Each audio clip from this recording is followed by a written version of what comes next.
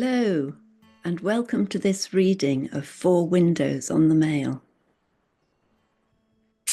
Maleness can't be gulped down like lager or ale, isn't a ground-breaking new discovery, isn't a debt that can be paid off, isn't a verb, doesn't wave a particular flag, doesn't sway more in wind than a breeze, isn't a magic bullet, isn't a mix of snips and snails and puppy dogs' tails, doesn't prefer lace over tweed, doesn't hold a get-out-of-jail-free card, isn't a two-syllable word of praise or abuse, doesn't change colour to blend in with its surroundings, doesn't need to be tamed, isn't a stain to be removed, doesn't melt when exposed to heat, isn't a single-word love sonnet,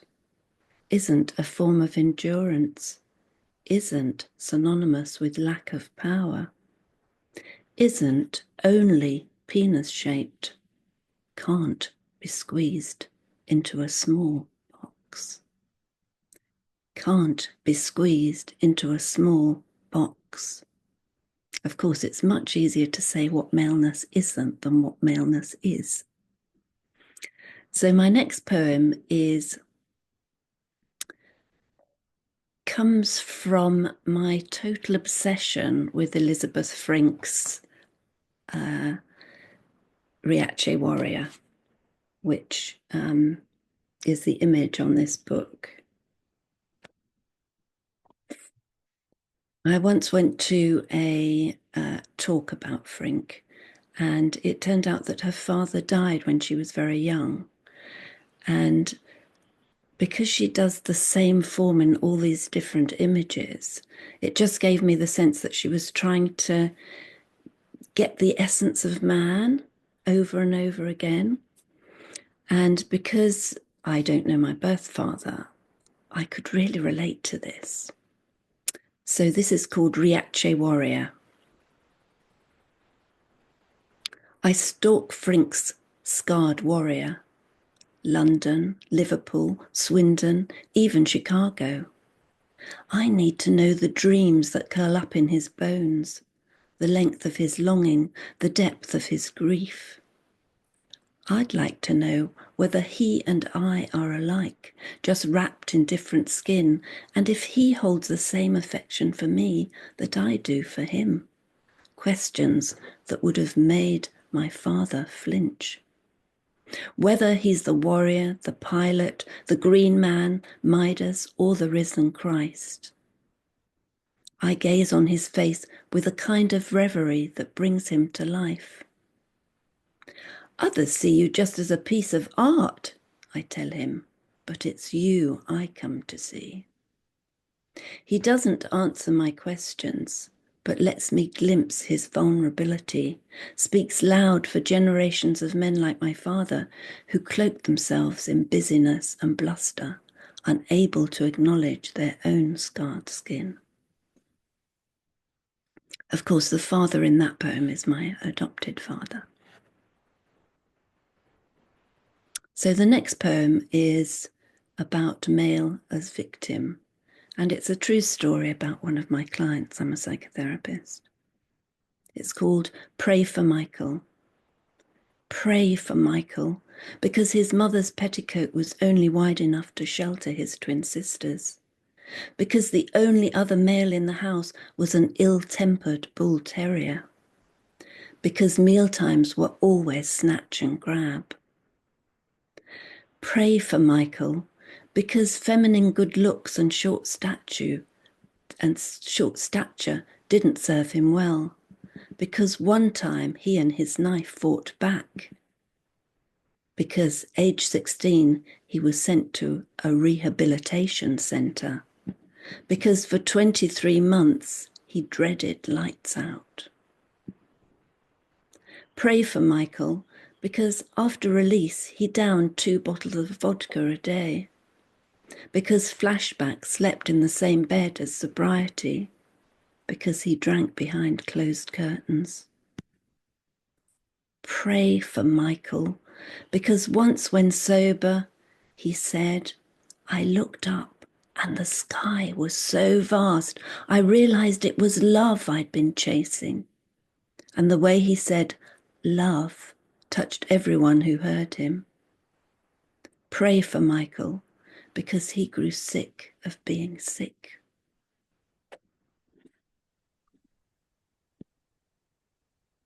So the next poem is Male as Perpetrator, and it's called Self-Portrait as Seawater. In the beginning, he smothered me in love bubbles, treasured everything I touched, as if I was something he couldn't live without. He gathered sand near the tide line for his craft, squeezed pigment from bladder wrack, shaped a glass jar with a lockable top, made it my home. He swore he'd love me forever, clung to me the way a limpet does its anchor, promised he'd carry me with him wherever he went. At first I felt treasured. Then the doldrums hit.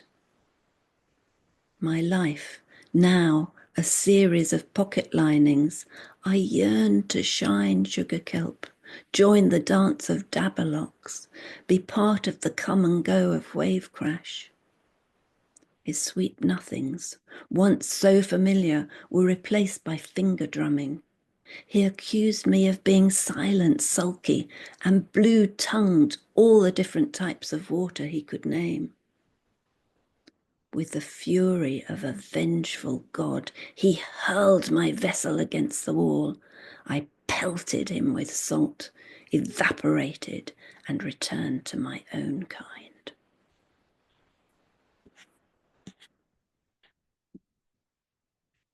And when I learnt German at school, I was always absolutely fascinated why Mädchen was neuter. But Junge, the boy, was masculine, and I just couldn't quite get my head around that. So this poem is called The Female Eunoch. In German, we learn das Mädchen, the girl, is neuter, while der Junge, the boy, is masculine. We're puzzled. Sandra, who has a sister in year 10, explains it's because boys think about sex every few minutes, whereas girls don't until they're grown up. It makes sense. We girls in year 7 are more interested in painting our nails, styling our hair. The thought of sex, even with our idol, Justin Bieber, turns the taste of him from chocolate to Brussels sprout. When I reach year 10 and our cat Ginger is neutered, the word neuter takes on a darker meaning. Why would a language choose to rob its young women of their femininity? And why is der Mutterleib, the womb, masculine? As if it doesn't belong to women, as if it's the property of men. Makes you think, doesn't it? And it's womb is feminine in Italian, Spanish, and French, but not in German. So I'm reading this one for Marg, and it's called Off Track. Just a little explanation. So my son's best friend, like so many other young men, took his own life. And the day after I should say, before he did, he stayed with us about 2 days before, and he was totally lost in the sense that none of his questions made any sense, and he couldn't follow a conversation. And so the morning after I heard that he'd ended his life, a raven came down and just circled my head 3 times, and then it flew to a branch opposite and just stared at me and held my gaze for quite a long time. In fact, I broke the gaze because I was starting to feel very uncomfortable about it. So there's an epigraph to this poem, which is from a poem called Lost by Robert Wagner. And it says, no two branches are the same to wren. No two trees are the same to raven. If what a tree or a bush does is lost on you, you are surely lost. And so it's dedicated to all the young men who have taken their own lives. No one knows how the direction from A to Z became erased. Some say it happened organically, others that it was humankind's doing. Now there are multiple paths squeezed by green foliage, too high, too prickly to see over or push through. Newly sprouted paths are identical, each leading to a different elsewhere. Having lost all sense of direction, blue-black voices call out. Is one a lonely number?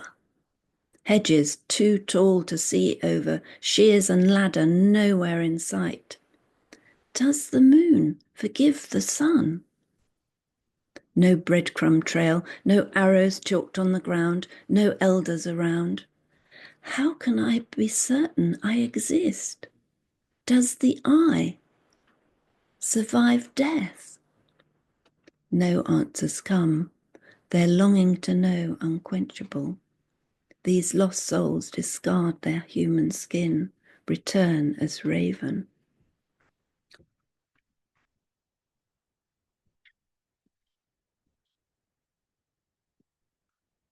So the next one is called Portrait of the Artist as a Young Man, and it's a true story.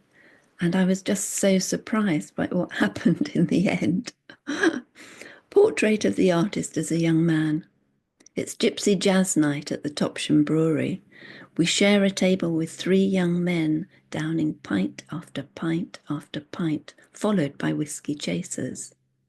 They reminisce about Steve's stag do in Prague, how Melanie's huge tits compensate for her fat arse, argue about the merits of the Star and Garter versus the Golden Hind for Friday's piss-up. While his mates get more in at the bar, the third one says, if you like this music, you should try the King's Arms in Oakhampton.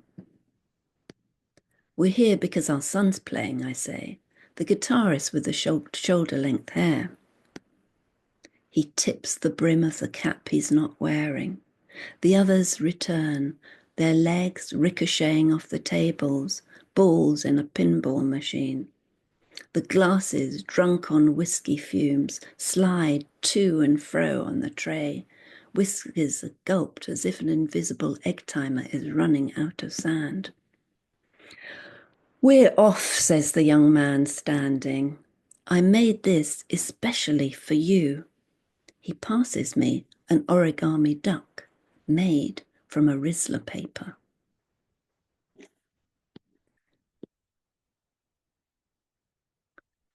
So my first degree was in history, and I always thought if only it had been her story, I wonder how differently it would have been, and whether it would still have been about battles and kings, mainly. Maybe, but I doubt it somehow. So this poem is in response to a poem called History by Paul Muldoon. And his poem begins, do you remember the time we had, do you remember the first time we had sex? And then he talks about doing it in the room where Louis MacNeice probably wrote Snow. So this is my story, her story. I do remember the thrill of breaking into Aquinas Hall, that room where MacNeice probably wrote Snow. But sex? Where we first made love, those never-ending Oxford stairs. Close to heaven, you joked, and it was. Later, 3 a.m. in the quad, lying side by side on our backs, gazing at the stars, on forbidden grass, everything other than each other lost to us. Now that I do remember. And finally, there are lots and lots of men that I really admire. Too long to even beginner list, really. But this poem is about Ginger Baker, who was the drummer with the Cream. And when I was a teenager, how lucky am I? The Cream were our local band. And so I got to see them lots and lots. And I truly, truly fell in love with Ginger Baker and his drumming. So this is called Cream Tea with Ginger Baker. Minutes before high tide, I'm sipping a strange brew, warming my hands on the cup, watching waves being chased by a storm. When the wind, not satisfied with shuffling brushes, banging mallets on any taut skin it can find, begins felling dustbins. A sea surge starts a drum roll. A wave higher than you ever got on cocaine smashes its crash cymbals against the seawall. The beach cafe rocks, takes me back to that white room, walls throbbing, floor pounding, bodies bobbing, heads banging, drumsticks working up to a crescendo. Want anything else, love? My grip loosens on the lukewarm cup. Exactly the same again. Please. So, having done my set, it's now down to Steve to do his. Thank you. I'm going to start with a positive. A poem about someone most of us will probably recognise. It's J-Bowen, who is the international editor of the BBC News. To say it's a positive poem has to be qualified. Bowen seems to me a good guy. However, he constantly reports on war. This is J-Bowen, and if you're following it in the book, it's page 36.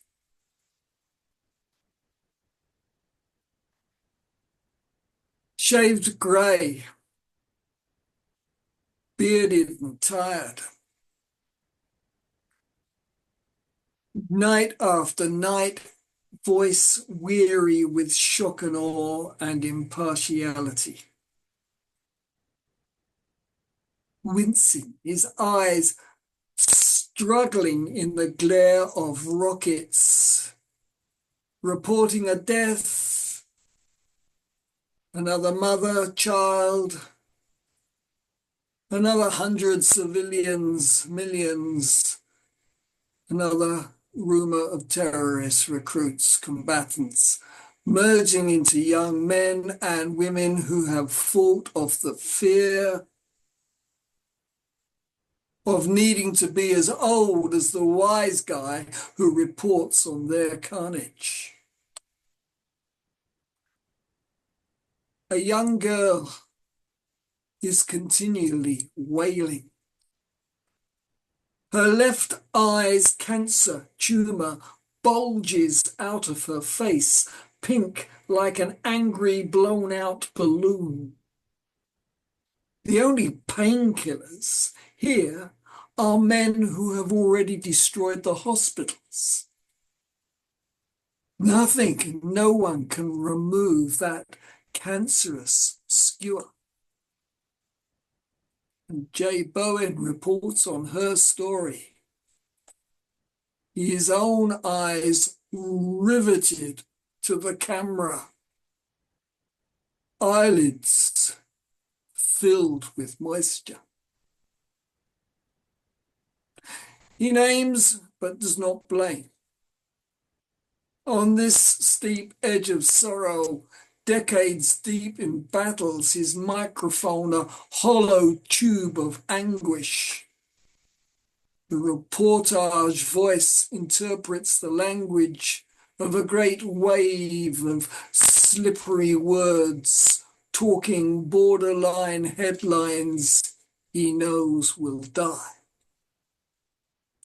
Just as entire populations die before his eyes.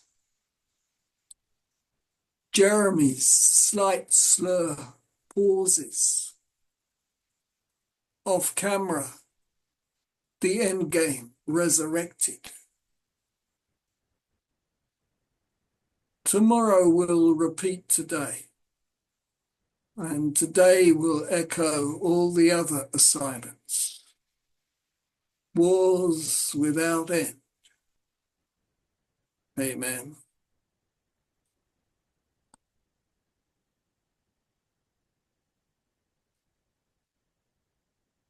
This one's Big Apple from the Air.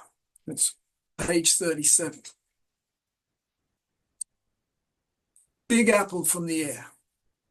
I hit the streets of New York, clutching my safety harness, dragging the parachute behind me.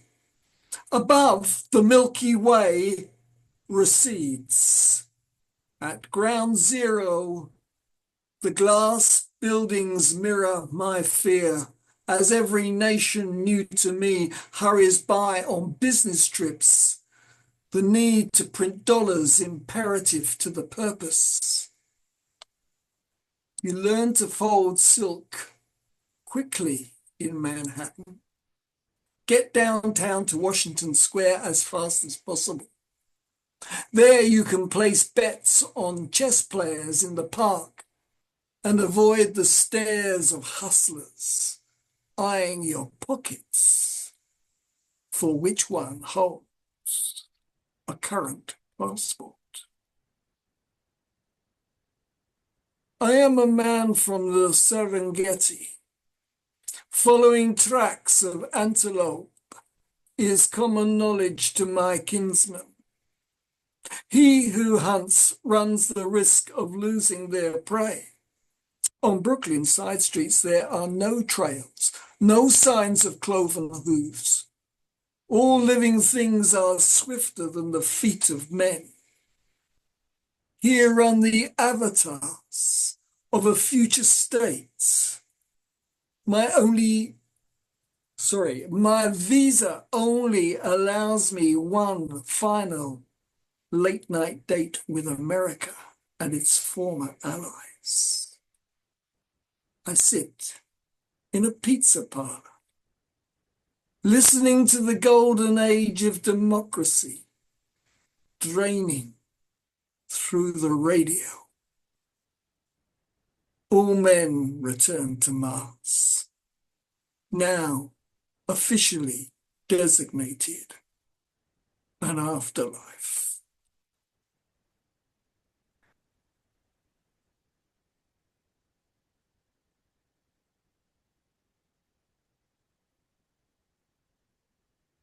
Turn over the page and you get Anonymity. Strictly speaking, my anonymity is well guarded. It's all I have left. When I caught the hill walk out of Afghanistan, I brought my papers with me and still keep them safe. They feel flimsy to the fingertips, not like the parchment made with pulp, Persian salve, permanently green and fibrous.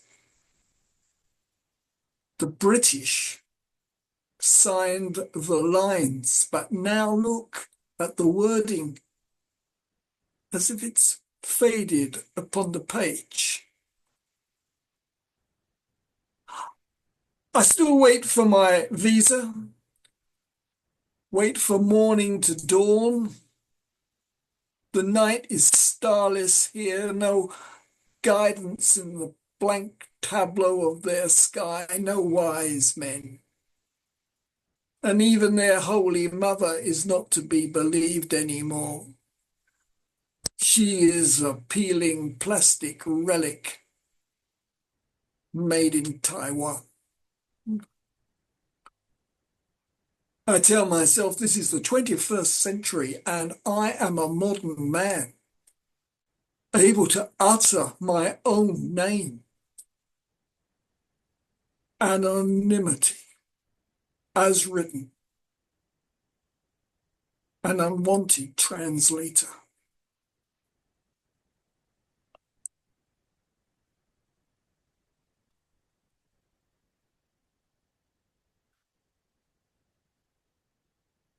This one is called Haddock.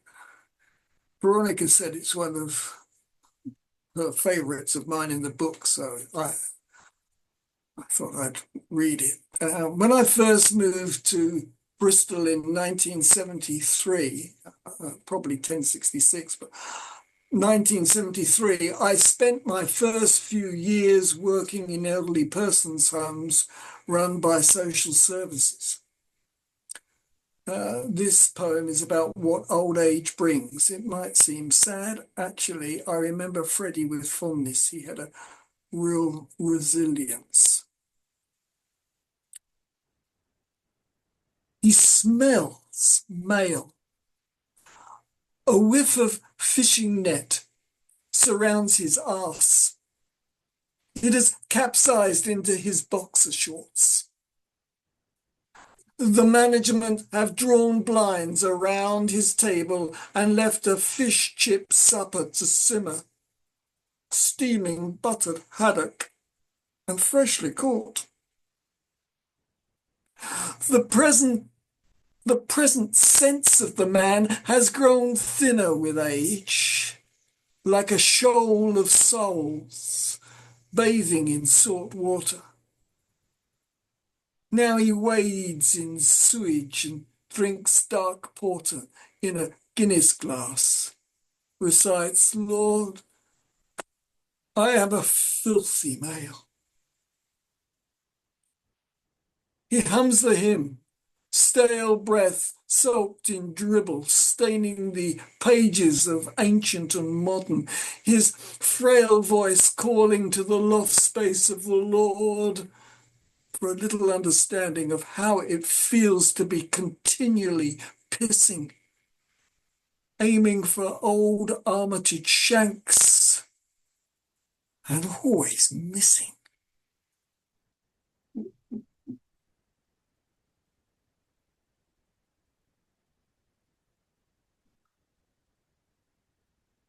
Roger was smiling. That's good.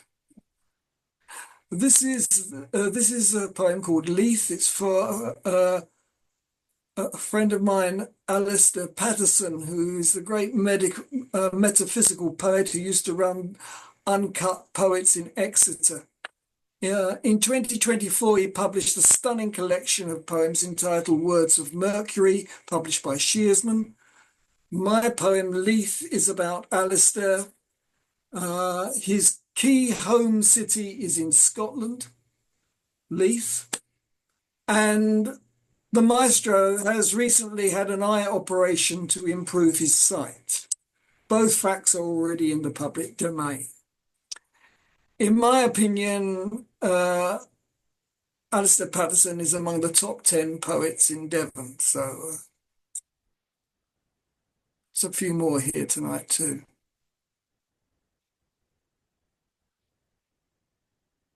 Last night, somewhat in the dark, he wrote to me, you can take the boy out of Leith.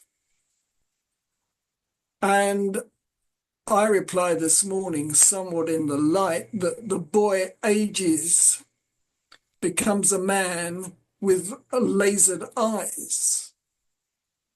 They provide a brief vision of the space between the South Bank, Firth of Forth, and the old Exe running underneath the vein of two leaves. One leaf fell in autumn, the second leaf springs yellow in its greening, young again in Leith. The day after the next day it rained. I finished off with, but you can take the man out of Leith. Far enough away from the kind of belief a poet like John Donne provides to a mourner of untrue truth. Spill mercury on words, burning bridges in a thirst for bothy beers and meaning. For the old Exe runs lycra beneath the flooding bridleways, his new mariner eyes reading the ripples of time and tide. Never get again to see Leith in mist.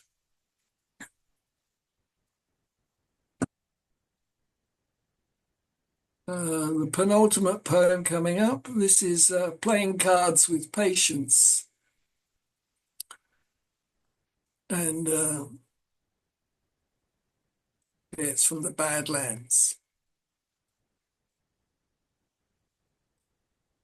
I've heard it said that Siddhartha liked to lay low in the pack and only rise to the surface when marked with a solitaire diamond. Ace of Spades, the darling of the deep, deals his cheap trick, sticking close to a licked corner, a stained red suit, say hearts for the sake of argument, trumps an old Buddha with tarot and dark chocolate. We're shuffling the male of the species, and he needs to thunder. I have watched this being played out frequently in gambling clubs, the deck of cards sharpened to the point of mindfulness. Every pin drop pricked beneath the ghost gloves of merchants and bankers, turning to the one true God they know like he is a joker in the pack of privacy.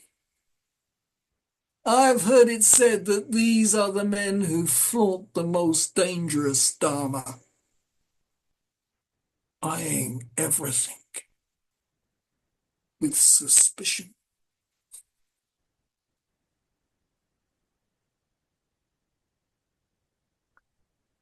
This is a very different poem. It's the final poem I'm reading tonight. It's on page 32, and it's called The Carpenter Who Favours Wedge Joints Without Glue. And thank you all for listening to me.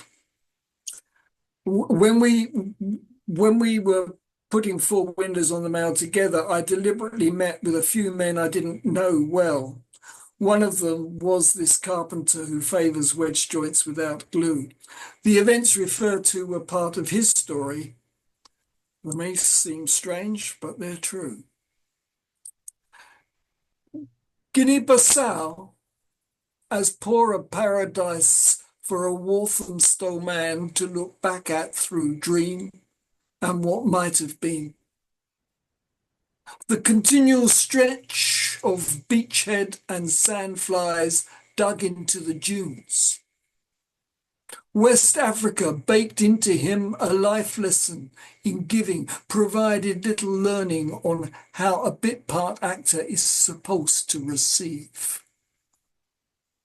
In England, life becomes a short tenancy in a horse box, hay bales, sofa bed, followed by a decade of a van as Heimat with an axe to grind and a lorry license.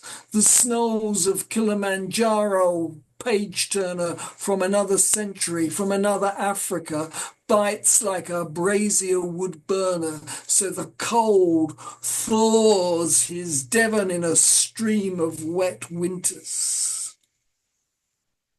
It's a short, long story how a man makes a waterproof shelter out of starting from scratch. Pisses into a tin pail, feeds it into compost, how he saws timber into lengths of homestead, builds a belief in being handy with a chisel, dislikes using glue, faces fear with woolen gloves, and is taken for a ride by every religion until he finds faith in a marriage of ovenware, seed boxes, and soap wrapped in sailcloth. Thank you.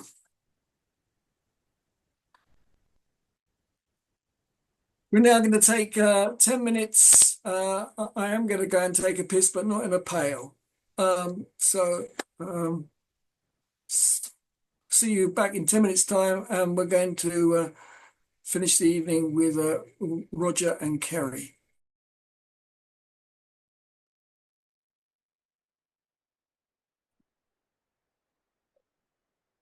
Okay, so now over to you, Roger. I'm going to start with a poem called 21st Century Werewolf on page 54, if anybody following in the book. 21st century werewolf. Always the yellow dog, he was at his red rose and blue lavender best, out roaming solo, up Dingo Down, down Coyote Canyon, or roaring like a bolt of wild goose grease lightning up on Hyena Highway. But then the pack came down to sort him out, to teach him thoroughbreds learning, pure training, an eye for an eye and a tooth to boot, to lance the warmth that lingers in the heart and puts a gurgle on the briskest bite loud bark. You may see him at his console or cafe, behind his hipster beard, that secretly at night he dyes and perms with curlers, or at the bureau in suit and dark shirt open at the cologne shaved neck, or heading up the platoon with the pips on his shoulders and the SM stripes on his back. But when the river rises and the moon is in the house of Sirius, when the girls' night out have drunk themselves blotto, and the lads are seasick silly from the rocking of the cradles, and the riot squad are all back home, tucked up in bed with their knitting and their butterfly collections, and the stars are sharp as stilettos. Then his skin sprouts the thick grey bristles, and he lifts his lengthening muzzle to the wild wolf howling hills, and he sings the songs of the great green spaces when his love was a blossom adrift on a stream, his heart a throbbing bird song filling the sky, and his dream was tomorrow and warm by his side. Thank you. The next one, I'm going to go back in time to the Middle Ages, because Middle Ages and Renaissance have set much of our cultural format, I think. And this is extracts from a long series called Arthur's Round Table Today, headed in this collection as 21st Century Arthurians. And this one is Merlin. At dusk, I don my cassock and go fishing with the silver pole I forged from a lightning bolt, combing monastery stew ponds for the monster pike that each night swallows up the moon whole. While Nimue in her red Ferrari Roma, with a hood pulled back to tan her mushroom pale skin with starlight, waits to drive me to her cellar dive, where we dance the day hours away to punk and acid house jazz fusion. And then turning to the second one in that series, Galahad, who in Tennyson's famous line says, "My strength is as the strength of 10 because my heart is pure." So this is my version of Galahad. They made me Chancellor's accountant because my strength is a decimal exponent integer, and I know how to balance the siege perilous.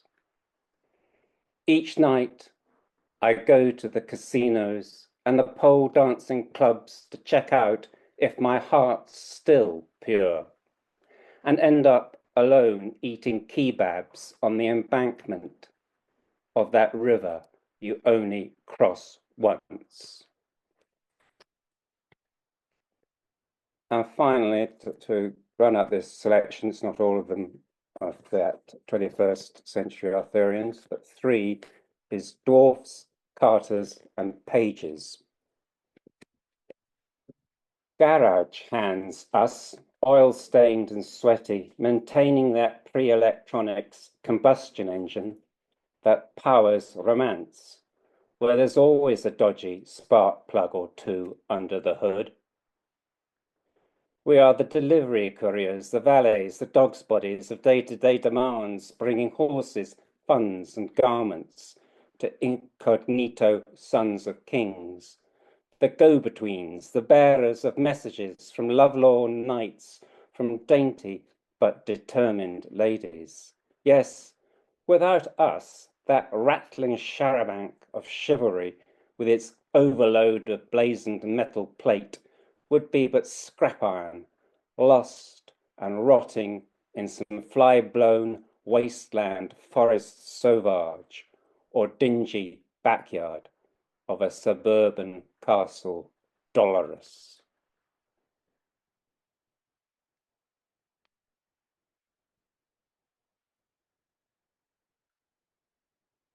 And I'm now going to go back even further in time and onwards in the book to page 69. And this is called Incident at the Hotel Donakon, or Narcissus Doesn't Check Out. And this is about narcissism, and it uses various versions of the Greek Narcissus legend retold in a more contemporary date. So, Incident at the Hotel Donakon. Donakon, by the way, is the name of the pool, or place where the pool was, where Narcissus is supposed to have done his transformation.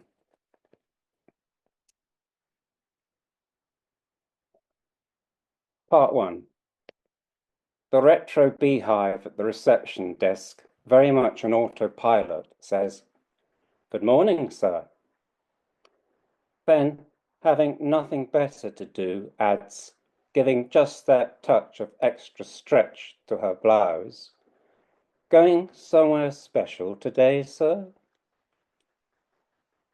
He says he's going downtown, shopping. Something about her half-raised eyebrow prompts him to add, surprising himself, instead of his usual slick heel turn, "For some top-of-the-range skin food lotions. Oh, we have some very select items available right here in our in-house shop, sir. Might save you a trip. Any leopard vellums, shea butter, green tea, and pomegranate skincare?" Her maroon varnished fingernails flicker over the keyboard.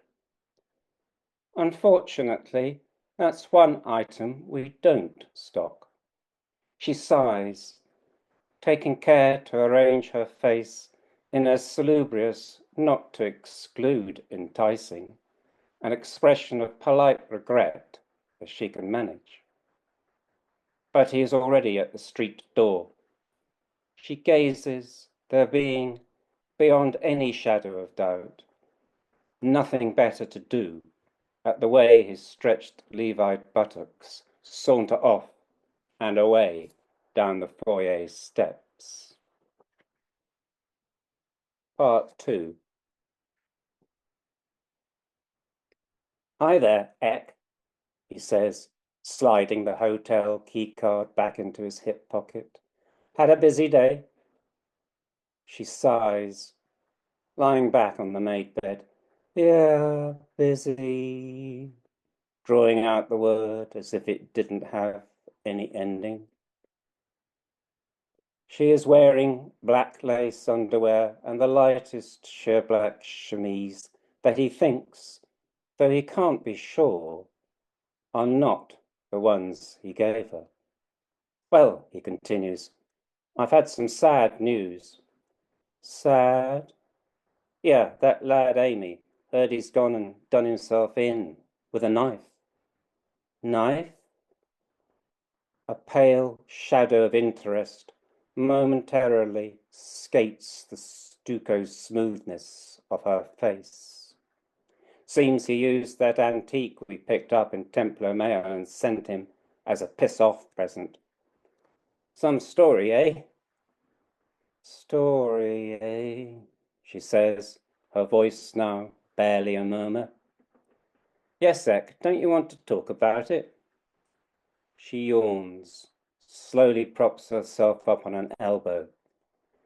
You know, darling, these days it just gets harder to say anything. I mean, TALKING. Shit, you know, that moving your lips thing. It's such a drag. Such a motherfucking drag, darling, you know? And as if that had completely exhausted her, flops back onto the bed. Part 3. He's in the foyer again, saying goodbye to a woman at reception overheard him introduce as his sister. Some farewell, that kiss. And reception, no longer in beehive, but slick page boy with arty feather earrings, prides herself on being something of an expert on such matters. Reckons it's just a bit too full on for even the fondest of sororal affections, but reception has too much on her plate right now. Ambulance, medics, hotel security. That woman who came down to breakfast late, pale as a ghost, sipped a cappuccino, and then never moved again. Gave the waitress quite a turn, poor girl. She's not over it yet, out back, swearing blind that for all the world the woman was quite transparent. Like you could see the chair straight through her, for Christ's sake, straight through her. Shock, of course. And that waitress, not the most grounded at the best of times. Trouble is, the deceased was rooming with him now busy galoshering sister. Typical, these good lookers. She should avoid him like the plague, but then hell. Reception gives her page boy a shake, setting the enamel feathers rattling. Yeah, a so-called sister, that sort. Giving incest a bad name, that's what. That's that one.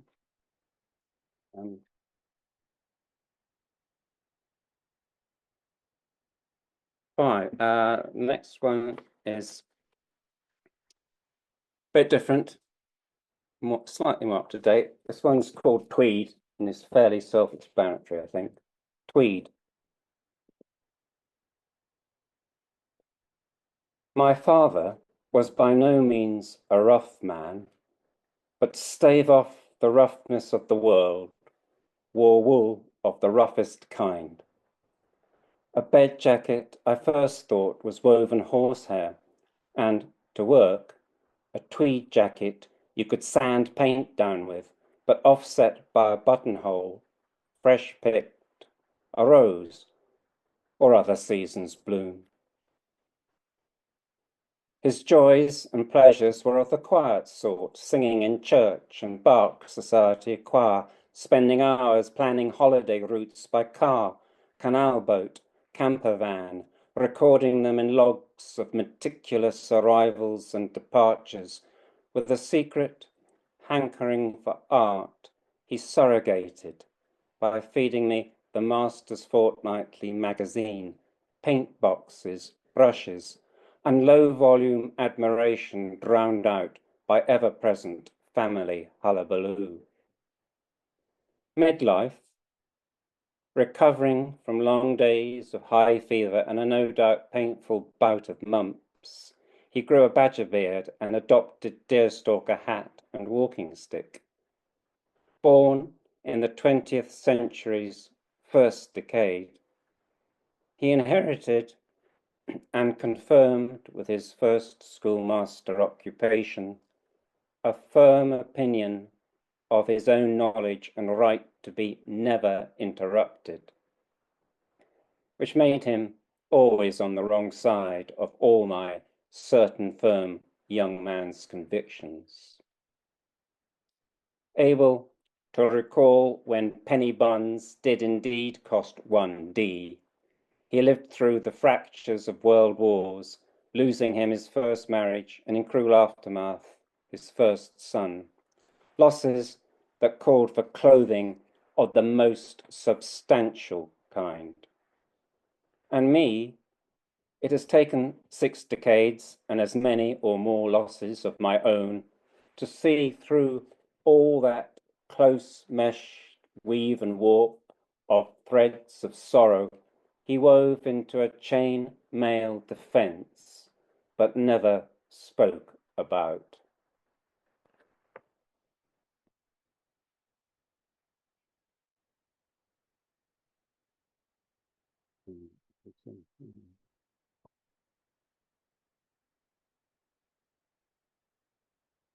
And moving on now, page 77. On the fiddle.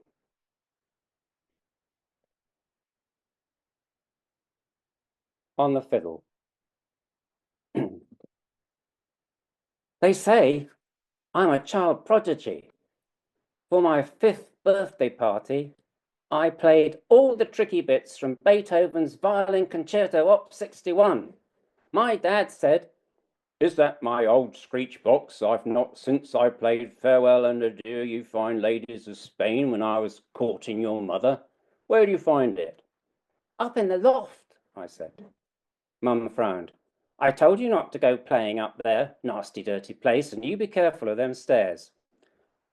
However, I think my Uncle Bert, the used car impresario, but not other Uncle Bert, the night watchman, rather liked it, because a few days later, he called in, gave me a late birthday present, proper violin, genuine Stradivarius I've bought you. Which was great, except my brothers wouldn't stop sniggering. My mum said, "What do you want to go giving him that bit of dirty old junk for, what with all the new decor we've just had done?" And to me, "You watch it, sonny boy, the next time you start up on it while I'm watching Strictly, I swear I'll smash the wretched thing over your head, antique or not. And," she added, "having one old geezer on the fiddle already, if you know what I mean, is plenty enough for one household," as she let Bert out the front door. "Why didn't you give him a cup of tea?" I asked. Mum just gave me one of her looks. Dad, very busy saying nothing, then followed Bert, slamming the door. "There he goes in one of his huffs," Mum said. "I bet he's off to that ship inn they call the 15 Men, because it's a treasure chest where you can get anything, and I mean anything, bar a yo-ho-ho, and I'm not any too sure about that either. Anyway, that's something you're too young to know about. Just don't go hanging around outside there waiting for him." Not long after, I swapped the Strad with my pal Tom for a bag of marbles and a dicky sticky toffee apple. My pal Tom then sold the Strad for an undisclosed sum and ran away to Colombia. Joined something called a cartel. Not that I mind, because Tom always remembers to send me a Christmas card with a genuine coca leaf inside and a bit of fancy printed paper which my dad says are bonds and the reason we now live in the south of Spain. That's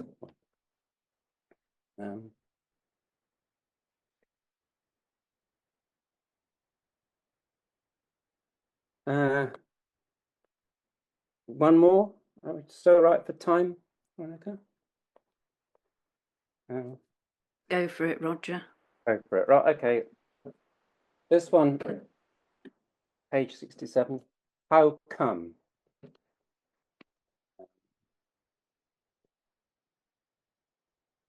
General questions about the effect of the culture. So this is called How Come?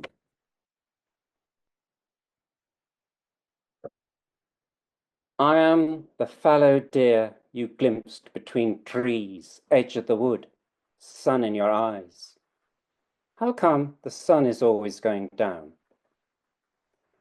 I was the lark you didn't hear singing, that time you walked your friend out on the moor, so busy telling them just how beautiful it all was. How come the gorse is sharpest at the best views? I was the frog jumping in the pond you turned your back on, saying the fishing was no good. How come the footprint in the mud is never your own? How come every small boy knows the words to this song? How come every grown man starts singing too soon? How come the lead-in is so short, but the chorus carry on always so long? I am the hawk that pounced on your pet rabbit. How come your mother's coat had a fur collar? I was the fox that caused carnage in your hen pen. How come you wrote your love letters with a fresh plucked quill? I was the adder you almost stepped on that time. You were in such a hurry to get to the bottom of the hill. How come your favorite purse is made of alligator skin? How come you lie there sipping your lapsang souchong? How come when you write in Ogamaroons? How come you're still waiting for J. Arthur Rank to roll along and hit your gong? I am that huge white stag you could swear you saw sharp and clear slipping between tree trunks up there on the old Iron Age earthworks fort. How come there is no crucifix between my antlers, but a blind devil grown old from riding the storm?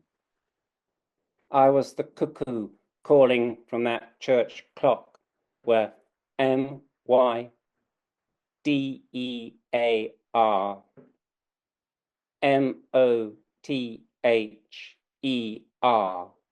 marks out the hours. How come no one can point me to the graveyard where they buried all those hours we killed? How come you've lost all the notes to this song? How come it's so hard to get everyone together in tune? How come you don't know that the time on the countdown ain't long? And I think probably this countdown has reached its end. Yes, thank you so much, Roger. That was brilliant. And now we have Kerry. Hello, everybody. I don't have much Wi-Fi or light in this room, but I'm here, so I'll have a go. Thanks, everyone, for coming. It's really nice that you came, so I'm excited to read these poems. Yeah, so when I got the call about this book, it was quite interesting because I'd already written a lot of poems which were about kind of my childhood, my brother, my father. So when I was asked, have you got any poems about maleness, I was like, as it happens, I do. So it's good because I didn't write them with this book in mind, which I think had I done, I would have tried to be a bit more, I don't know, exhaustive or something. But as it is, they are random poems about men in my life. But none the worse for it. So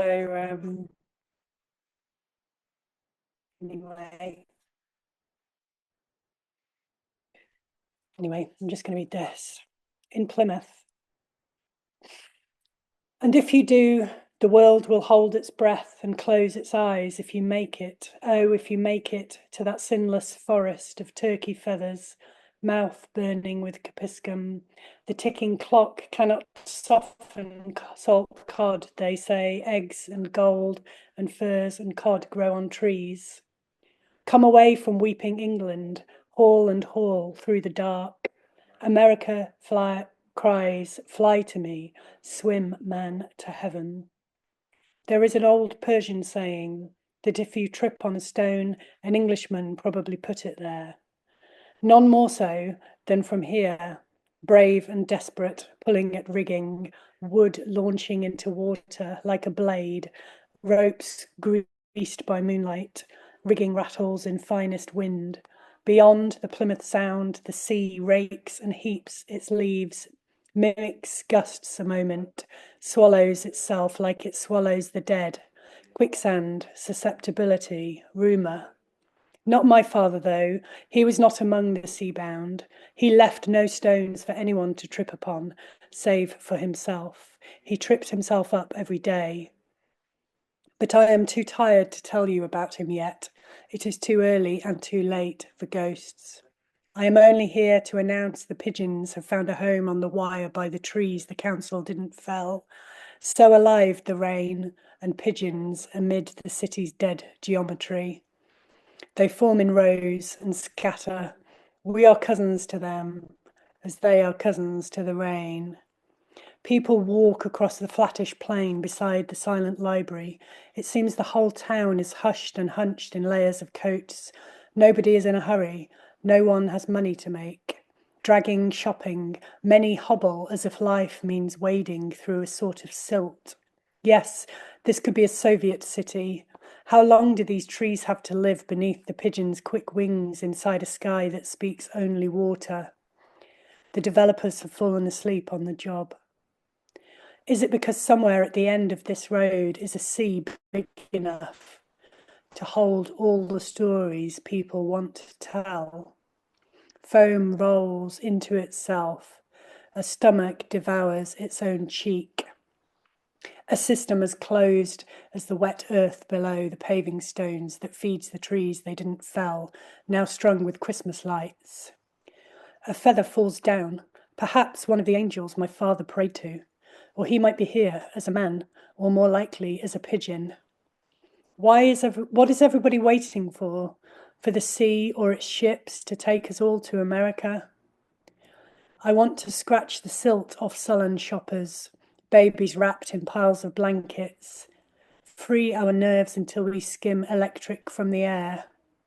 I want to feel the salt cod, the rain-packed air, sea instead of paving stones. A frozen lake will do. Freshness. The veering drunk, the gleaming street, the pigeon's frayed wings. Like a prisoner with a portrait of Jesus, I mutter all my secrets into this page, doomed to reiterate my inability to be saved from memory by boat or death. Because I saw a man on Armada Way, the sorry sort you used to see in the 80s, shabby polyester blazer the colour of wine, fag and yellowed fingernails, hair scooped up into a quiff, held in place with margarine, a 2 or 3 day shadow on the chin, shiny kecks, unwashed but extra shiny from life's grease. You couldn't tell if he was living in this city park or resting for a fag en route to place a bet. He's the sort who stares too long at little girls, sparks up fag ends he finds around the floor. Just to see him, a pigeon at a picnic, a rat in the attic, makes you feel unclean. Tobacco and cold tea, newspapers open at page 3. Dark rings around the eyes. He rubs his fingers over stubble, coughs up a ball of phlegm, hunches over the racing post like a priest at a saint's glowing bones. And just imagine for a moment that this pallid face from an 80s street, a street like this, but further north, stop sneezing, a street like this, but further north, and nowhere near the sea, one that stinks of diesel, chip shop vinegar, and hops is not a stranger to you. Imagine you go over to his park bench and kiss him on the cheek, like kissing a pigeon, because you have to, because in spite of everything, he is your father. Here in the deep southwest, the sun in all her megawatts cannot pierce the greying air for all of us with a chink of brilliance. I have travelled through mist to get here, through oaks and hills and pheasants. From the filthy window of a westbound train, I saw a gull's foot skim the surface of an estuary, so flat it could have been a lake. I like it here because the people are poised to remember the dream of the sea. Drunk, he says with a sideways swipe that horizons stay constant while everything else is liable to change.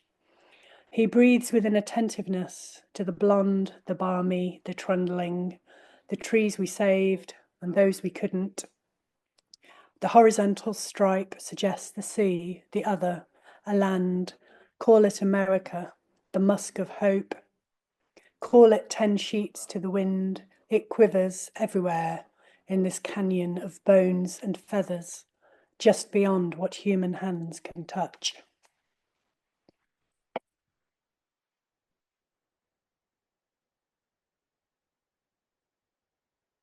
Cheers, everyone.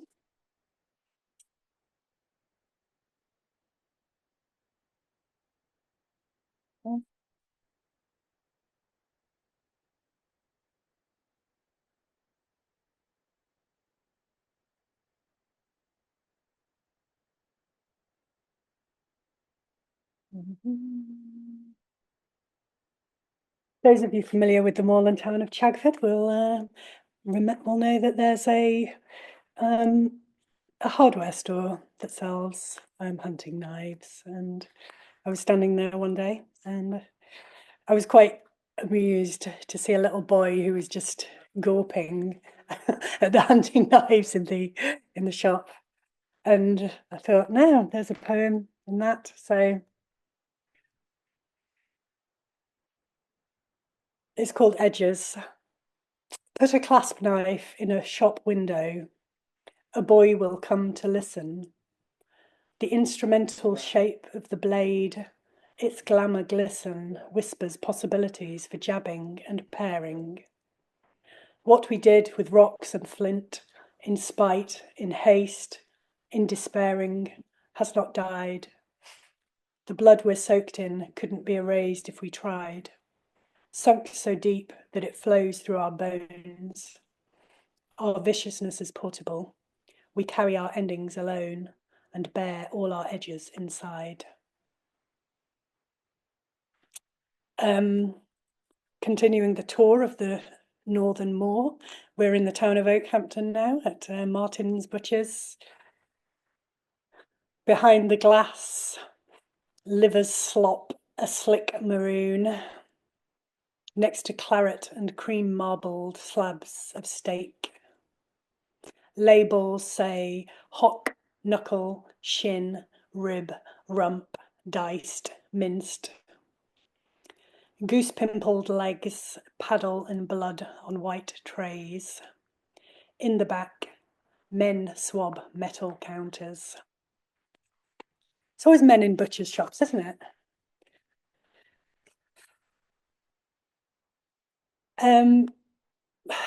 Just like Wally, he's always a man. Where is Wally in time? Astrid's got a book where you have to find Wally in time. We thought it might teach her about history. But she seems more interested in botany and zoology than history so far, but maybe it's about being 5 years old, I don't know. Where's Wally in time? Dressed for a football match, content in the steam of the jungle, flying through a future city. Wally is constant. He's there and there again, familiar friend with a jaguar's face and a scarf made from 15 parrot feathers. Is he near the manacled slaves on the edge of the forum amidst togas, a flash in the Pythia's eye? There, on camelry across the steppe, or riding with Hannibal's elephants, always busy, always going in step with king, with duke, or glorious thane, present by a lack of his absence. Wally shows up on every page of history. turn again.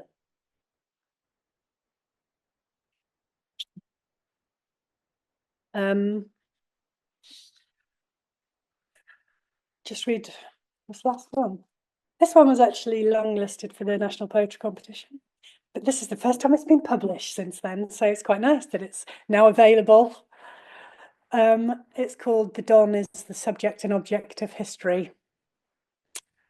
Urban rivers can't cut their own path. Gravity calls water down from the hills, says abandon your terraces and sheep's foot pastures. Rush down and carve out a life in the sheer concrete channels of town. And water can only obey. At Neep's End, the river is crammed underground with a grind and a hiss, forced, bent backed to a pathetic lurch to shovel its tonnage through tunnels. It gathers momentum at Forge Masters, emerges a rabble-rouser, an apparatchik of the cult of future, springs headlong into tomorrow, a million glints in its steel-silver eye. But when it reaches the wasteland of buttress pubs and brown sites, any life it had is gone. It's the colour of Coca-Cola and has fattened to a laze.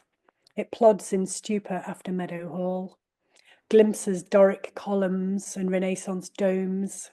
It dreams of the Humber now, North Sea, Spain, and I'm sure I heard it whisper, "Is this all there is then? Is this all there is?"